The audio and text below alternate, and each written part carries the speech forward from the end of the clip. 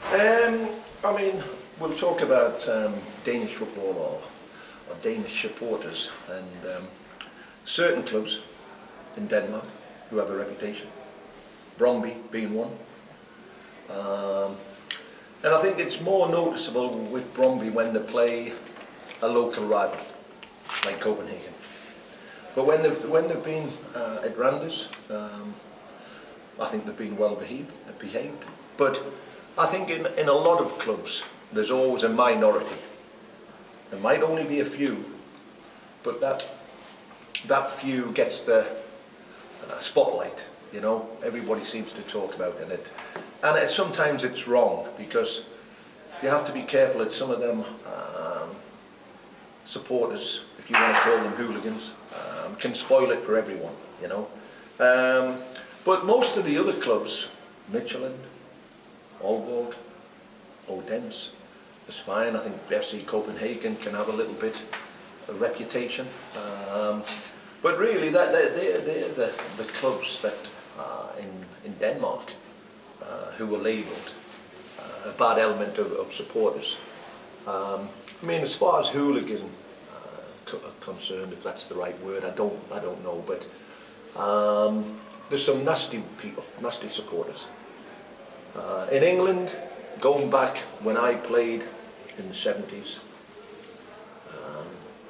Chelsea were notorious, West Ham, and well, a lot of clubs had a reputation.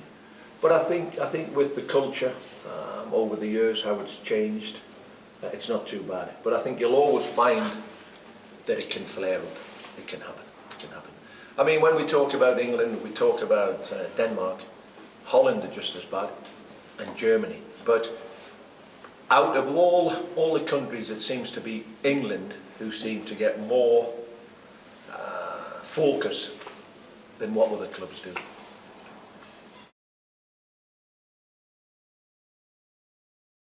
As I've already said, I think the support in Denmark is very, very good. I mean, even if we look at the national team, you know, when they take supporters to Europe, I don't think there's any flares, any trouble. But as I've already said, it's certain reputation that clubs have, and I think it's a stigma. It stays with them, you know. But I think now, with the police attendance, the punishment they get as well, I think that helps to quell certain things.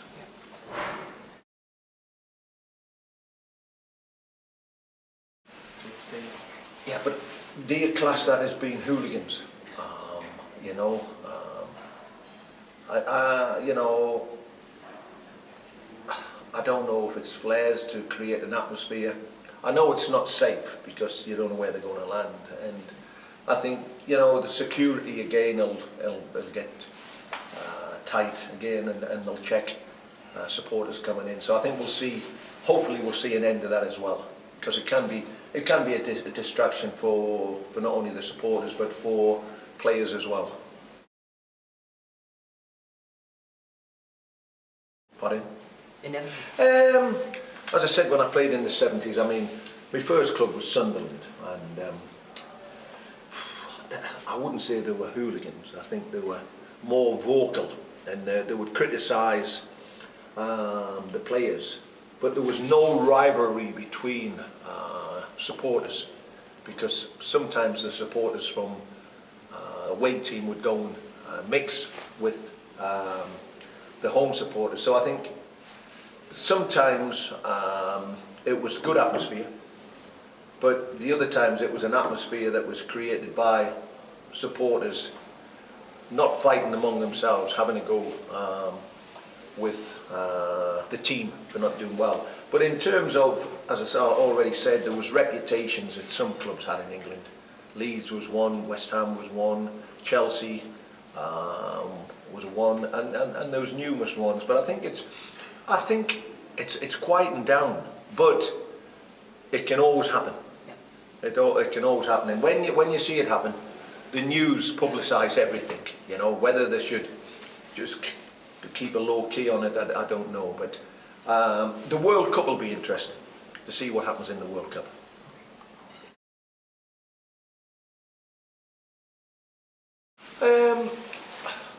I mean, what we achieved last season was outstanding. You know, we got to cup final, we got to third. And we've played 18 games this season. We've only lost 5, but we've been punished in injury time. You know, so I would like to think if we can finish in the top 5, it will be another good achievement. Okay. But I wish you boys all the best at school, and I hope everything goes well for you. I appreciate you coming to have a little chat to us, and I hope I've helped you with your project. Thank you. And good luck for the future. Okay, thank you.